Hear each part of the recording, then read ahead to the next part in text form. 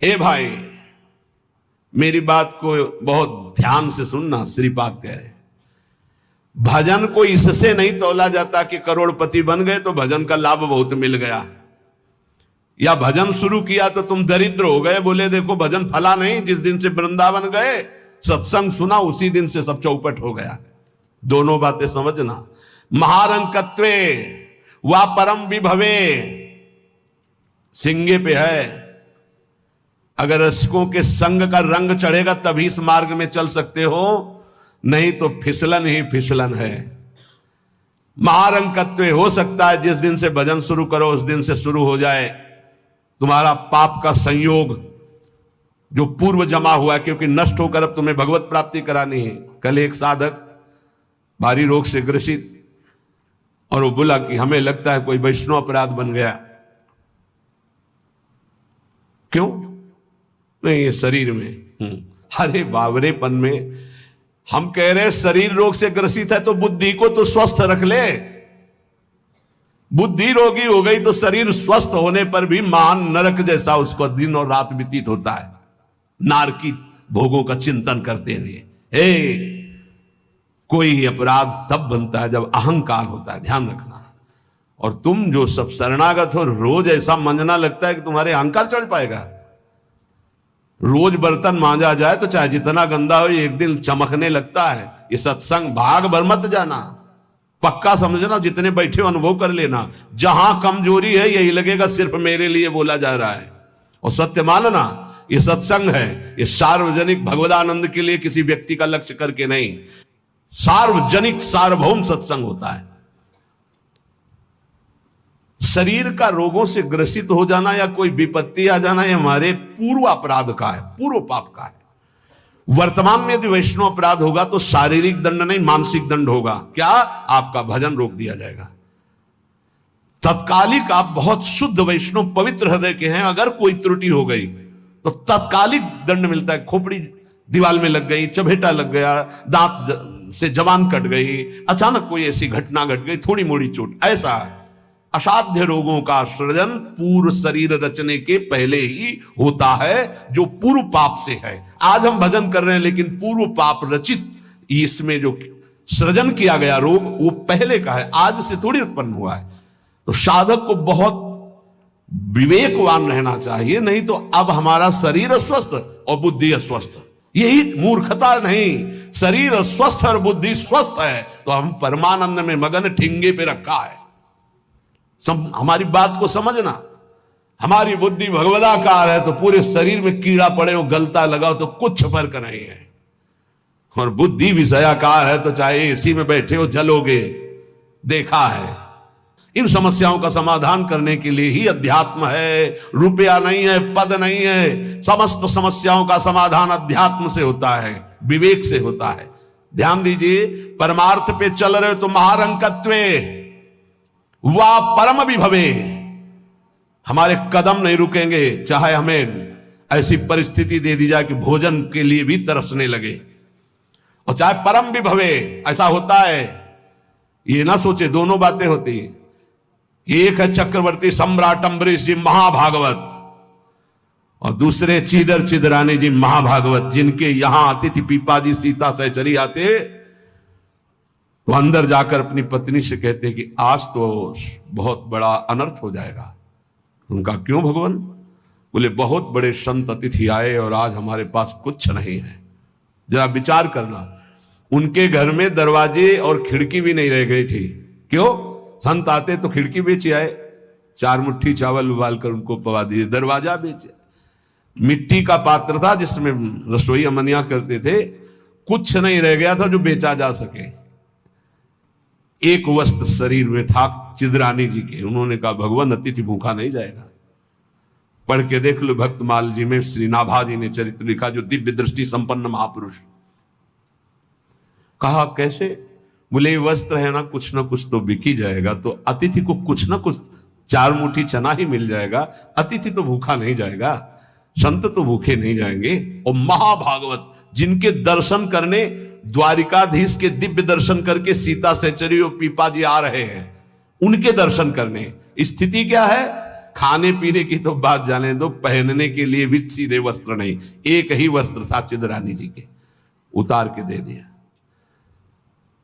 बेचा जाके जो कुछ बिका, जो कुछ भी रूखा सूखा पत्तल में लगाया और बाहर पीपा जी सीता सहचरी के साथ पाओ भगवान। वो समझ गई, स्थित महारानी थी, बहुत प्रवीण, समझ गई कि भोजन देख के समझ गई कि स्थिति क्या, घर देख के उनकी वेशभूषा। तो उनका कि भक्तानी जी को भी बुलाओ, चारों बैठ कर पाते जो भी है। वहां नहीं आप पाइए, वो तो रसोई में है। तो उनका फिर क्या होता, मैं रसोई से लिवा लाती हूं।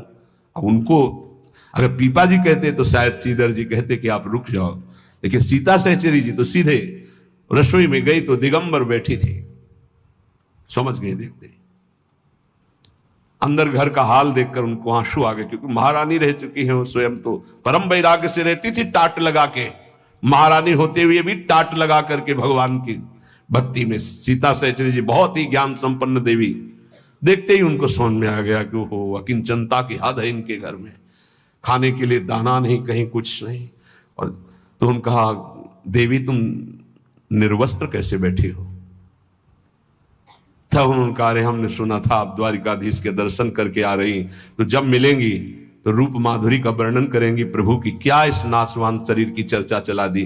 जब पैदा हुआ था तो आभूषण और वस्त्र पहन के थोड़ी हुआ था, दिगंबरे हुआ था, और जब जाएगा तो जला दिया जाएगा। बीच में अगर दिगंबर है तो क्या फर्क पड़ता है? बाहर आए और पीपा जी से कहा, इनकी निष्ठा के आगे हम लोग कुछ नहीं है। उनको था कि राज सुखों का त्याग करके कष्ट पूर्वक भगवान का भजन करते हैं, ये अद्वितीय रहनी है। पर उन्होंने कहा जो चीदर चिदरानी जी की रहनी, उसके सामने हम कुछ नहीं है। पूरी स्थिति बताई तो पीपा जी कांप गए। ऐसी स्थिति देखो, महारंकत्वे, अम्बरीश जी चक्रवर्ती सम्राट, परम विभवे, ये भक्तों में दोनों स्थितियां पाई जाती हैं। इन स्थितियों से भक्ति का कोई संबंध नहीं। ये पूर्ण पुण्य का संयोग बनता है तो मान वैभव संपन्न है। एक अकिंचन भाव से रह रहा है, नहीं है उसके पास, तो ये भक्ति से तुलना नहीं की जा सकती। इसकी भक्ति कमजोर है, इसके पास वैभव नहीं, उसकी भक्ति बहुत जोर है क्योंकि उसके पास वैभव नहीं। महारंकत्वे व परम विभवे, भक्ति से इसकी तुलना ना की जाए कि उनकी भक्ति जोर की है, खूब सुख संपन्न है, और उनकी भक्ति रंग नहीं ला रहे। देखो खाने पीने की भी व्यवस्था नहीं, भक्ति का रंग अलग होता है। देखो चीदर चिदरानी जी और देखो अम्बरीश जी, दोनों महाभागवत, एक चक्रवर्ती सम्राट और एक खाने को भी नहीं, दोनों महाभागवत। ऐसे ही आप जब भक्ति के मार्ग में उतरे तो महारंकत्व हो सकता है, ऐसी परिस्थिति आ सकती है। हिम्मत मत हारिए। ये जरूर ध्यान रखिए कि अखिल विश्व ब्रह्मांड की रचना एक पलक झपकते जिस मालिक ने की उसका मैं दास हूं। इसी ठसक में नरसिंह मेहता जी का भात द्वारिकाधीश ने स्वयं भरा, और सब जानते हैं सोने चांदी की वर्षा करवा दी। उनके लिए कोई दुर्लभ बात है क्या? वाह बहुतरे सुखे वा दुखे, भक्ति मार्ग में चल रहे तो हो सकता है सुख विधान चालू हो जाए, हो सकता है दुख विधान चालू हो जाए। ये बीमारी, ये परेशानी, बहुत इसमें हिम्मती चाहिए और सत्संगी चाहिए, तभी आप निकल पाओगे, नहीं तो फिसल जाओगे पक्का। ये मार्ग परम पद का है, 84 लाख योनियों से मुक्त होना खिलवाड़ नहीं है। इस जेल से भागने के लिए कोई भी दरवाजा नहीं, एकमात्र मनुष्य देह, और मनुष्य देह सत्संग के द्वारा इससे निकल सकते हो, अन्यथा कोई उपाय नहीं। साधन को हरिभजन है, कै सत्संग सहाय। सुखेवा दुखेवा, बहुत हिम्मत। भारी से भारी सुख का विधान मिल सकता है, नाम मत छोड़ना, भजन मत छोड़ना कि हमारी पूर्ति हो गई, जो चाह मिल गया, फिर भी फंस जाओगे। और दुखेवा, अरे जब से भजन शुरू किया बड़ा दुख आना शुरू हो गया। नहीं, ये मार्ग की सुख दुख वृत्तियां, इनमें अपने परमार्थ को मत रोक देना, आगे बढ़ो। एक आगे ऐसा स्थान है जो सुख दुख दोनों से परे महान परमानंद स्वरूप है। ये छोटी छोटी वाटिकाएं हैं, कहीं सुख की कहीं दुख की, भ्रमित मत होना। यशसी बहुले था अपयशसी, हो सकता है तुम्हारा भजन ठीक चल रहा है, यश शुरू हो गया, और या हो सकता है अपयश शुरू हो गया, दोनों बातें, निंदा होने लगी। तो यश होने लगे तो उसमें खुशी नहीं मनानी, और अपयश होने लगे तो दुखी नहीं होना।